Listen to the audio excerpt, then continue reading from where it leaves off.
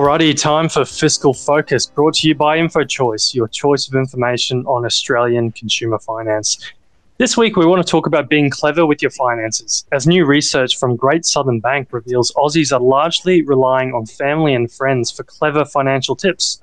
Joining us to discuss is Joel Cooney, Great Southern Bank State Manager. G'day, Joel. Welcome to the Savings Tip Jar. Thank you. It's wonderful to be here. Thanks for joining us, Joel. So just off the top, what are the dangers of relying on family and friends for financial advice?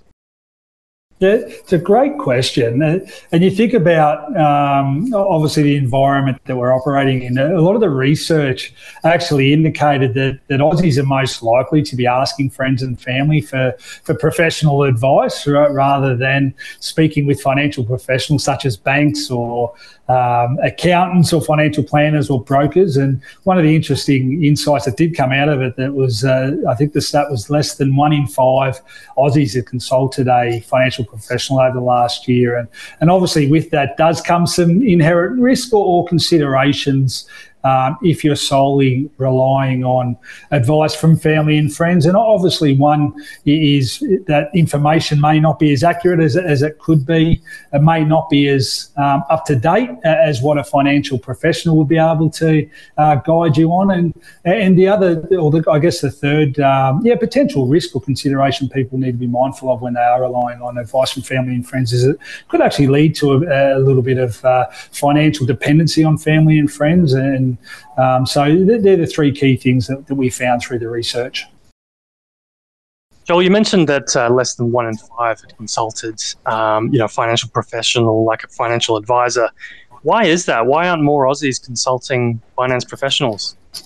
It's a great question, and I certainly asked myself the question after we saw some of the research. But you think about some of the considerations might be around cost and perceived cost of seeing a financial professional, and people questioning whether or not they should seek guidance from a financial professional based on their own either income or asset position, or sometimes it could be as simple as people are confused where to start. And certainly from my experience working in the financial industry for a little while now, that banks provide a wonderful opportunity to start to help people on that journey for money management, and whether that be around particular savings strategies or budgets, debt consolidation, or even information around buying your first home. They're a wonderful place to be able to start that journey, and I guess that future guidance that will help you continue to be clever with your money. So Joel, you mentioned budgeting tips from just there earlier. So what are some ways that Australians can be clever with their money, especially with this, the rising cost of living or the concerns around mortgage costs and in this sort of challenging economic environment?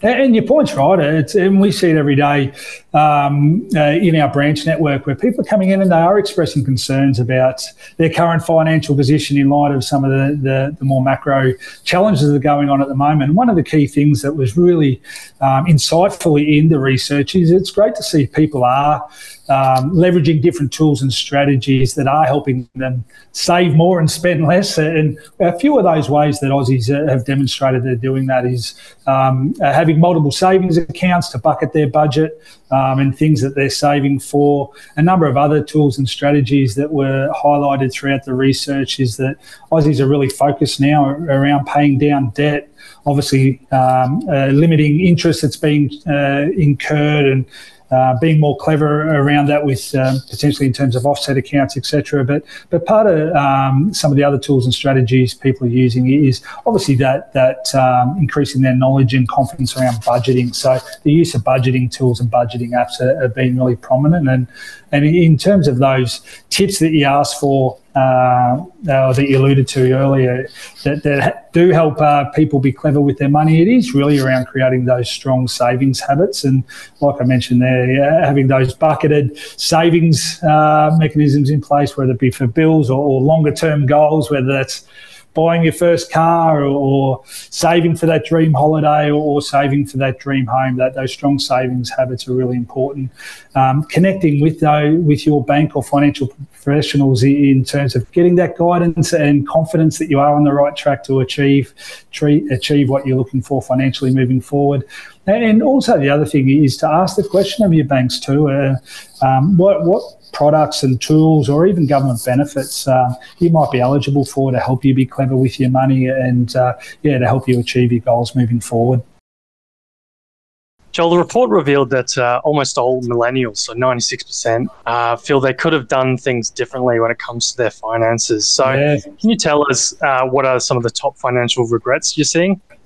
Yeah, and once again, it's really prevalent with a lot of the conversations that we're seeing in our branch network as well. And you're right, I think the stat was almost 96% of all millennials feel they could have done differently when it does, or done things differently when it does come to their finances.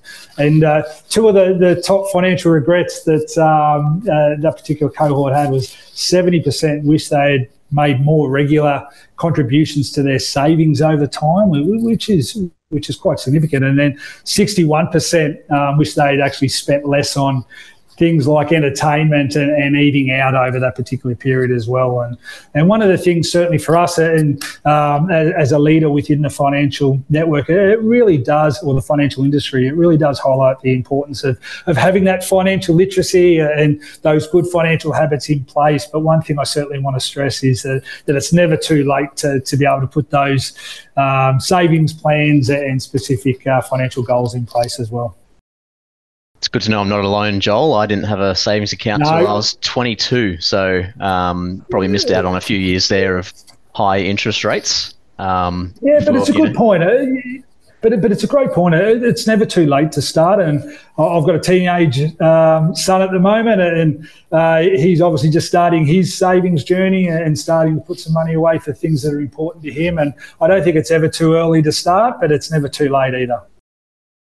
For sure. And, like a lot of young people that are probably listening to this podcast, their primary goal now is to be saving up for a home. And we've seen also that a lot more parents are chipping in some form to help out their kids. You might be in a position to be helping your children when they come. One day. Home buying FOMO, so FOMO's fear of missing out. How much of a driver do you think this is in the home buying market, and just how much of this is fueling the sort of younger generations to buy their first home? Oh, it's real, and you think about the need and people wanting to get into the property market, and some of the research that come out of this in light of what you just mentioned then, it was, and you think about some of the generational differences too, that millennials and Gen Zs were really clear that they were likely to ask family for help to buy their first home and to get into the market. And so to your point, we really see I guess the pathway of banking mum and dad being real and seen as a key pathway for people to get into the market.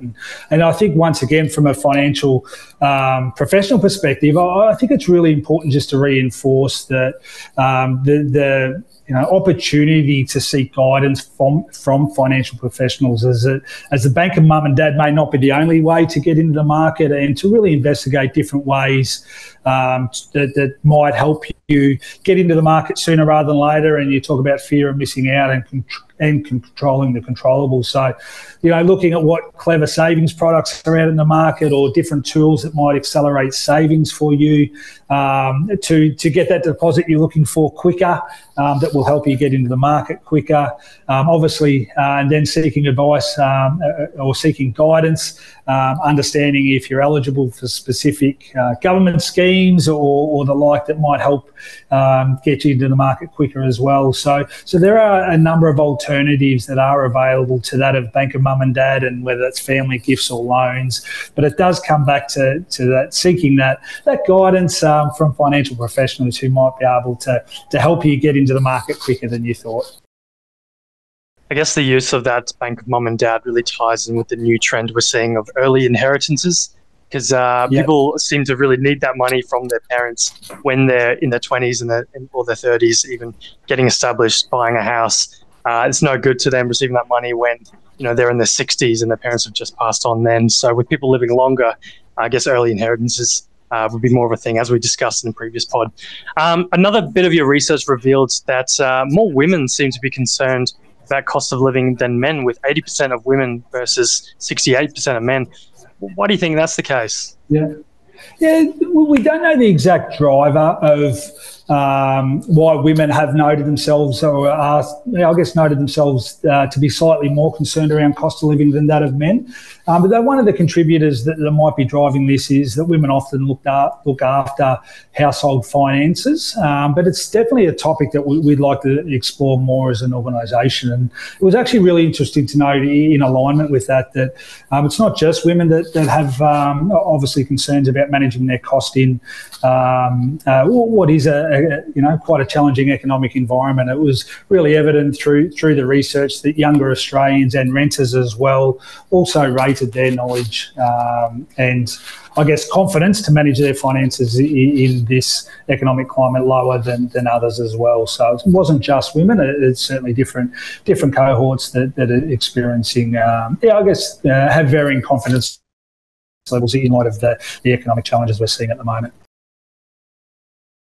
Joel, just a final quick one.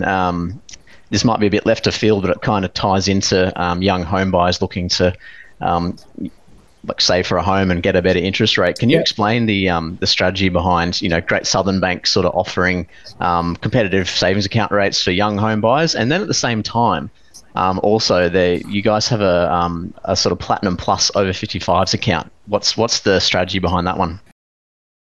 Yeah, good question. And I'll answer it more broadly, actually. I think one of the things that we've been really clear on as an organisation, and when you think about our purpose of helping all Australians own their own home, obviously savings really underpins that dream. So we've done a lot of work as an organisation, especially since we rebranded a couple of years ago from CUA to Great Southern Bank.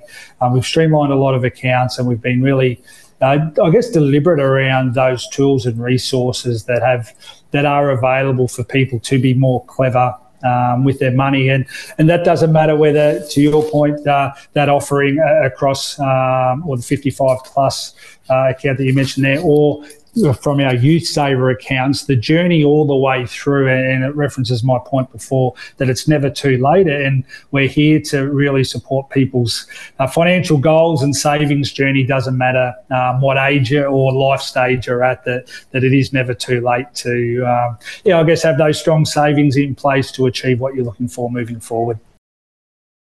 Well, Joel, you'll be happy to know that I recently recommended a Great Southern Bank product to young teenage family member of ours who was looking to get started with his first savings account, and did my research, and then I came across a Great Southern Bank one, and I thought this is by far the best. So there you go. You guys are doing something right. Of course, this isn't financial advice. So no, and I think that's one of the things that we've been, like I just to recap, one of the things we've been really focused around, how can we help all Australians through their financial journey, and really seeking that guidance around what are those opportunities available that actually helps them move forward and achieve what's really important to them. And I do really believe, certainly in my experience and seeing the impact of people continuing their journey around financial literacy and being confident in terms of how they're being clever with their money to achieve what they're looking for. I guess not only financially, but also in their life as well. And it just, I'm a huge advocate that please go to your local bank, go speak to those financial professionals that can really help you on your journey and give you that confidence that you are being as clever as you can with your money and enhancing your financial knowledge through the process. There we go. Joel Cooney, thanks so much for joining us on the Savings Tip Jar podcast. Thanks, My Joel. pleasure. Thanks for the opportunity.